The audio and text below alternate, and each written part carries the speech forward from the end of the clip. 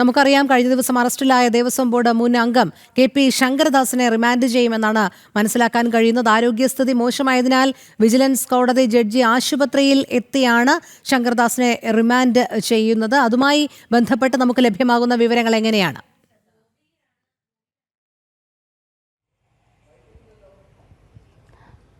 രോഹിണി, ഇന്നലെ രാത്രിയോടുകൂടിയാണ് ദേവസ്വം ബോർഡ് മുൻ അംഗം ഒപ്പം തന്നെ ദേവസ്വം ബോർഡിലെ സ്പെഷ്യൽ ഓഫീസർ കൂടിയായിരുന്ന തഹസിൽദാർ കൂടിയായിരുന്ന KP ശങ്കരദാസിന്റെ അറസ്റ്റ് ഔദ്യോഗികമായി SIT രേഖപ്പെടുത്തിയത്. കോടതിയിൽ നിന്നും, അതായത് കൊല്ലം വിജിലൻസ് കോടതിയിൽ നിന്നടക്കം ജഡ്ജി നേരിട്ടെത്തി തിരുവനന്തപുരത്തെ സ്വകാര്യ ആശുപത്രിയിലാണ് അദ്ദേഹത്തിന്റെ അറസ്റ്റ് രേഖപ്പെടുത്തിയത്.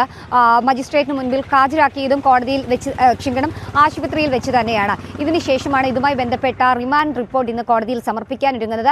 കോടതിയിലെ റിമാൻഡ് റിപ്പോർട്ട് സമർപ്പിച്ചതിന് ശേഷം ആശുപത്രിയിലെത്തി തന്നെ വിജിലൻസ് ജഡ്ജി അദ്ദേഹത്തിനെ റിമാൻഡ് ചെയ്യുമെന്നുള്ളതാണ് നമ്മൾ മനസ്സിലാക്കുന്നത്.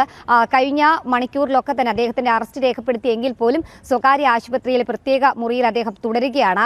ആരോഗ്യസ്ഥിതി മെച്ചപ്പെടുകയാണെങ്കിൽ അദ്ദേഹത്തിനെ മെഡിക്കൽ കോളേജിലേക്ക്, അതായത് സ്വകാര്യ ആശുപത്രിയിൽ നിന്ന് സർക്കാർ ആശുപത്രിയിലേക്ക് മാറ്റും. കൂടുതൽ ഒരുപക്ഷെ മൊഴിയെടുക്കാനോ എന്തെങ്കിലും ഉണ്ടെങ്കിൽ തന്നെ, ചോദ്യം ചെയ്യലുകൾ അടക്കമുണ്ടെങ്കിൽ തന്നെ ആരോഗ്യസ്ഥിതി പരിശോധിച്ച ശേഷം മാത്രമായിരിക്കും മറ്റ് നടപടിക്രമങ്ങളിലേക്ക് കടക്കുക എന്നുള്ളതാണ് ഇപ്പോൾ SIT അറിയിക്കുകയും ചെയ്യുന്നത്. എന്തായാലും ശബരിമല സ്വർണ്ണ കവർച്ചയുമായി ബന്ധപ്പെട്ട് 11ാം പ്രതിയായി കേസ് രജിസ്റ്റർ ചെയ്തുകൊണ്ടാണ് ഇപ്പോൾ KP ശങ്കരദാസിനെ അറസ്റ്റ് ചെയ്തിട്ടുള്ളത്. ശങ്കരദാസിൽ നിന്ന് നിർണായകമായിട്ടുള്ള വിവരങ്ങൾ SIT സംഘത്തിന് ലഭ്യമാകേണ്ടതായിട്ടുണ്ട്. കാരണം ഈ ശബരിമലയിലെ ദ്വാരപാലക ശില്പവും കട്ടിളോപ്പാളിയും ഒക്കെ നൽകുന്ന സമയത്ത് ആ കാലയളവിലെ ബോർഡ് മെമ്പറായിരുന്നു, സ്പെഷ്യൽ തഹസീൽദാർ ആയിരുന്നു. അദ്ദേഹത്തിന്റെ അറിവോ സമ്മതമോ ഇല്ലാതെ ആ സ്വർണം അവിടെ നിന്ന് പുറത്തേക്ക് പോകില്ല.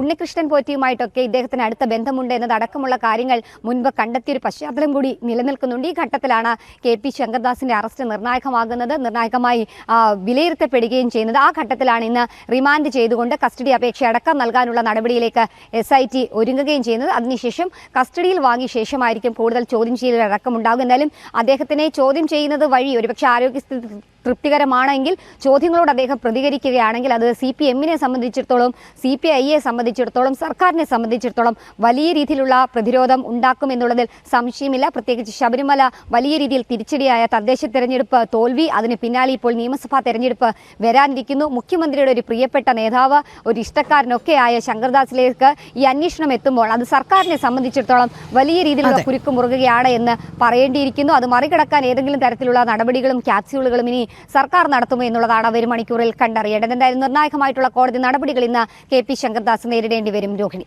ശരി, ശാലിനിയാണ് വിശദമായ വിവരങ്ങൾ നൽകിയത്.